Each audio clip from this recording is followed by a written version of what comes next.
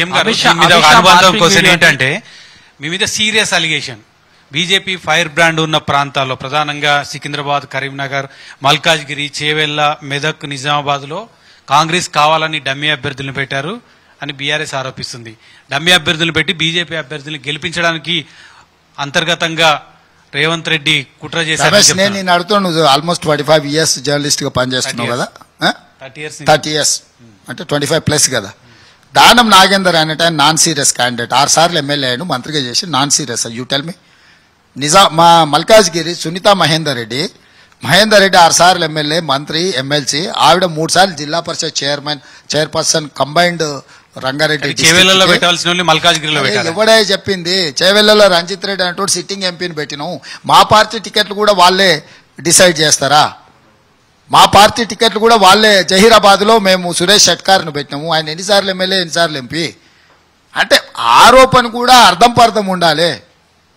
అంటే ఇప్పుడు నువ్వు నీ ఎక్స్పీరియన్స్ తోని నువ్వు వాళ్ళ మేము ఇచ్చిన అభ్యర్థులను, కాంగ్రెస్కి అందుబాటులో ఉన్న నాయకులను లిస్ట్ అవుట్ చేయి. ఒక పార్లమెంటులో ఒక అభ్యర్థిని నిర్ణయించేటప్పుడు ఆ పార్లమెంటు పరిధిలో రాజకీయ నాయకుల యొక్క, మా పార్టీలో ఉండే చాలా మంది నాయకులు ఎమ్మెల్యేలై మంత్రులు అయినరు. మిగిలిన మాకు అందుబాటులో ఉన్న నాయకులలో బెస్ట్ క్యాండిడేట్ ఎవరు మేము పిక్ చేస్తాము.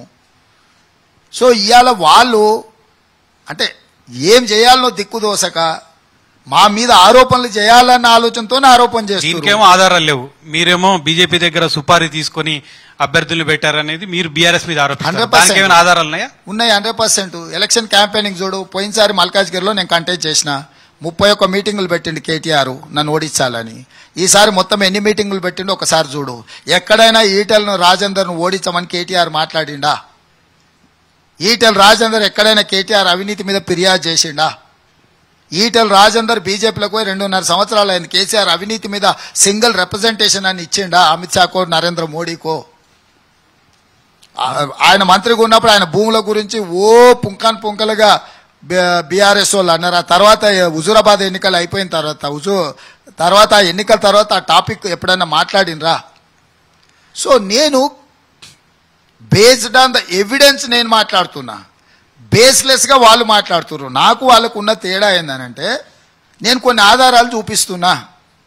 ఇవాళ చేవెళ్ళ తీసుకో, కాసాని జ్ఞానేశ్వర్ గారిని అభ్యర్థిగా పెట్టారు. అక్కడ ఇన్ఛార్జ్ సబితా ఇంద్రారెడ్డి గారు ఎన్ని మండలాలు తిరిగి ఆవిడ జ్ఞానేశ్వర్ను గెలిపించమని ప్రచారం చేసిందో లెక్కది. మల్కాజ్గిరి ఎంతమంది కేటీఆర్ ఎన్ని అసెంబ్లీ నియోజకవర్గాలు తిరిగి సమావేశం పెట్టిండో లెక్కది. జహీరాబాద్ పార్లమెంటులో గాలి అనిల్ కుమార్ని అభ్యర్థిగా పెట్టిండ్రు. ఎన్ని సమావేశాల కేటీఆర్ పోయొచ్చిండో లెక్కది. అంటే నువ్వు ప్రచారమే చేయకుండా ఆ ప్రాంతానికి సంబంధం లేని వాళ్ళని కూడా పెట్టి నేను ఎన్నికలు కొట్లాడుతున్నా, రేవంత్ రెడ్డి అడ్జస్ట్ అయ్యిండు. దీనికి ఏమైనా అర్థం పర్థం ఉండాలి కదా. ఒకవైపు బిడ్డని జైలుకు పంపించారు, అయినా కానీ బీజేపీకి బీఆర్ఎస్ సపోర్ట్ చేస్తుందంటారా? నేను జైలుకు పంపించినందుకు అంటలేను, బెయిల్ కోసమే 5 సీట్లు అప్పచెప్పిండు అని చెప్పిన. నేను నచ్చిందంట నువ్వు చూడనట్టున్నావు. జైలుకు పోయినందుకు కాదు, బెయిల్ రావడం కోసం 5 సీట్లు అప్పచెప్పిండు అని చెప్తున్నా. బిడ్డ బెయిల్ కోసము బీజేపీకి 5 పార్లమెంటు సీట్లు గెలిపిస్తా అని కేసీఆర్ గారు ఒప్పందం చేసుకున్నారు. దాంట్లో భాగంగానే ఈరోజు కేసీఆర్, కేటీఆర్, హరీష్ వాళ్ళ పర్యటనలను నియంత్రించుకున్నారు. వాళ్ళ ప్రాంతాలకు వెళ్ళడం లేదు. హరీష్ ఎన్నిసార్లు జహీరాబాద్లో పర్యటన చేస్తుండో చెప్పు, మెదక్ ఇడిచిపెట్టి. కేటీఆర్ ఎన్నిసార్లు మేడ్చల్, మల్కాజ్గిరిలో పర్యటన చేస్తుండో లెక్కది. సబితా ఇంద్రారెడ్డి గారు ఎన్నిసార్లు చేవెళ్ల పార్లమెంట్లో వారు పర్యటన చేస్తున్నారో లెక్కది. మరి మీరు బెయిల్ రానిస్తారా? మా చేతులు ఎందుకు ఉంటుంది? 5 గెలిపిస్తారా, ఓడిస్తారా? 14 ఓడించాలా అనేదే లెక్క చంద్రశేఖర్. ఒకవేళ మీకు నచ్చినా నచ్చకపోయినా, వాళ్ళకి నచ్చినా నచ్చకపోయినా 14 సీట్లు గెలవడమే మా టార్గెట్. రాహుల్ గాంధీ గారిని ప్రధానమంత్రిగా చూడడమే మా